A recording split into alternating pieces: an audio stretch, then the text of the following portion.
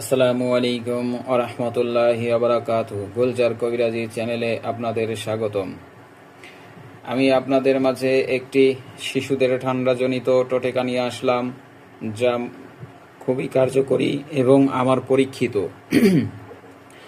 যদি আমার চ্যানেলটা ভালো লাগে আপনারা সাবস্ক্রাইব করবেন, লাইক দিবেন, শেয়ার করবেন, কমেন্ট করবেন এবং বেল বাটনটা বাজিয়ে দিবেন।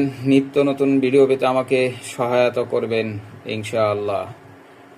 আল্লাহ রাসূল সাল্লাল্লাহু আলাইহি ওয়াসাল্লাম বলেছে, আমলের জিন্দেগির মধ্যে কোনো ব্যক্তি যদি এই টোটকা যথাযথ নিয়মে শিশুর জন্য এবং ইয়াংয়ের জন্য ব্যবহার করে তাহলে তার ঠান্ডাজনিত সমস্যা চিরতরে ভালো হয়ে যাবে। তার মেডিসিন তার বেশি দিন সেবন করা লাগবে না ইনশাআল্লাহ।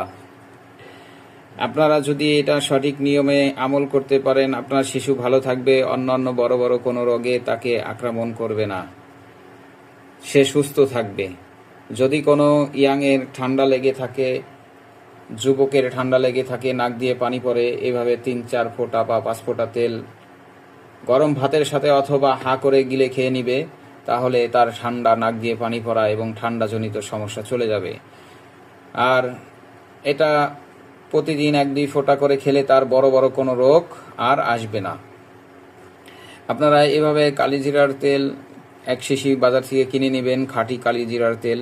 সেটার মধ্যে উপরে সূরা ফাতিহা লেখা আছে, এভাবে পড়বেন, আউযু বিল্লাহি মিনাশ শাইতানির রাজিম, বিসমিল্লাহির রহমানির রহিম, আলহামদুলিল্লাহি রাব্বিল আলামিন, আর রহমানির রহিম, মালিকি ইয়াউমিদ্দিন, ইয়াকা না'বুদু ওয়া ইয়াকা নাস্তাঈন, ইহদিনাস সিরাতাল মুস্তাকিম, সিরাতাল লাযিনা আন'আমতা আলাইহিম গায়রিল মাগদুবি আলাইহিম ওয়ালাদ-দাল্লিন।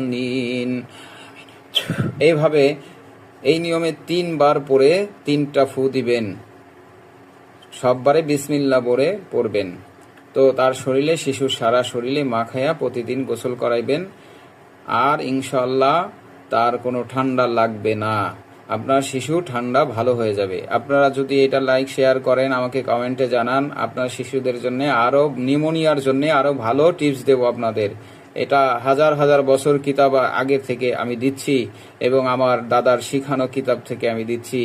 আপনারা এটা সত্য জিনিস মনে করেন, আপনাদের কাছে টাকা পয়সা কিছুই চাই না, আমি শুধু চাই আপনারা উপকৃত হন, সত্য জিনিস উপকৃত হন।